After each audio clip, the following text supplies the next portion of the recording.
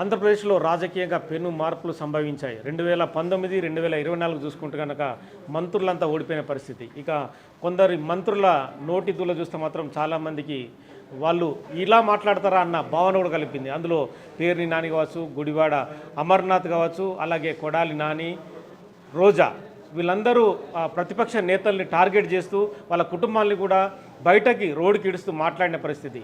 2019లో అప్పుడు YCP government వచ్చిన తర్వాత అసెంబ్లీకి చంద్రబాబు వచ్చిన సమయంలో వాళ్ళ ఎమ్మెల్యేలు వచ్చిన సమయంలో చంద్రబాబు కుటుంబాన్ని టార్గెట్ చేస్తూ వాళ్ళు మాట్లాడిన మాటలు మనము అంటే నోటితో కూడా చెప్పాల్సిన ఆ పని కూడా ఇప్పుడు లేదనిపిస్తుంది. ఎందుకంటే ఆ రకమైన బూతులు వాడి ఒక ప్రజాస్వామ్యానికే మాయని మచ్చగా వాళ్ళందరూ మిగిలిపోయారు. అంటే ప్రజలు వీళ్ళ బూతుల్ని అన్నీ గమనించినట్టుగా తెలుస్తుంది. ఎప్పుడైతే వాళ్ళు మాట్లాడే ప్రతి మాటలు ఏవైతే ఉన్నాయో చంద్రబాబు కావచ్చు, చంద్రబాబు కుటుంబాన్ని టార్గెట్ చేయడం, అలాగే లోకేష్కు సంబంధించిన బ్యాక్గ్రౌండ్ కావచ్చు, మిగతా వ్యవహారాలని టార్గెట్ చేయడం, అలాగే మిగతా ఎవరైతే ఉన్నారో మంత్రులు ఉన్నారో వాళ్ళందరినీ కూడా వ్యక్తిగతమైన దూషణలతో ఎప్పటికప్పుడు ఇబ్బంది పెడుతూ అంటే బయటకు చెప్పలేని పదాలని కూడా కొడాలని చాలా సందర్భాల్లో వాడారు. ఆ పదాలు కూడా బయటకి ఎదుటి వ్యక్తులు ఇలా మాట్లాడతారా అన్న కోణంలో కూడా కొడాలని చాలా సందర్భాల్లో మాట్లాడిన పరిస్థితి. అలాగే రోజా కూడా తను ఒక మహిళ అయి ఉన్నారు, కానీ ఎదుటి ప్రతిపక్షంలో ఉన్న మహిళలందరినీ కూడా ఇష్టం వచ్చినట్టు టార్గెట్ చేస్తూ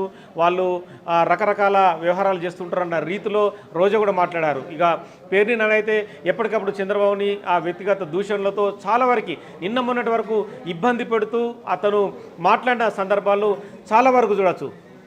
మంత్రిగా ఉన్న గుడివాడ అమర్నాథ్ కూడా ఇదే పరిస్థితి. ఎప్పటికప్పుడు వ్యక్తిగత దూషణలు చేయడం, కుటుంబాన్ని టార్గెట్ చేయడం, కుటుంబాలకు సంబంధించిన వాళ్ళ చొచ్చుకుపోయి వాళ్ళ వ్యక్తిగత విషయాల్ని కూడా బయట పెట్టే విధంగా ఇష్టం వచ్చినట్టు మాట్లాడడం. సో ఈ మొత్తం వ్యవహారాన్ని ఆంధ్రప్రదేశ్ ప్రజలు స్పష్టంగా గమనించినట్టుగా అర్థమవుతుంది. అంటే కేవలము రాజకీయాలంటే తిట్టుకోవడమేనా, తిట్ల వల్లనే వాళ్ళు పరిపాలన చేస్తున్నారన్న విషయాన్ని ఇక్కడ వాళ్ళు ఎక్కిపెట్టినట్టుగా తెలుస్తుంది. ఈ క్రమంలోనే మంత్రులు ఎవరు కూడా ఇప్పుడు చెప్పిన నలుగురు ఇష్టం వచ్చినట్టు బూతులు తిట్టే మంత్రులు ఎవరు కూడా గెలవలేదు. వాళ్ళందరూ కూడా ఓడిపోయి తలదించుకొని కౌంటింగ్ కేంద్రం నుంచి వెళ్ళిపోయిన పరిస్థితి ఆంధ్రప్రదేశ్లో ప్రస్తుతం కొనసాగుతుంది.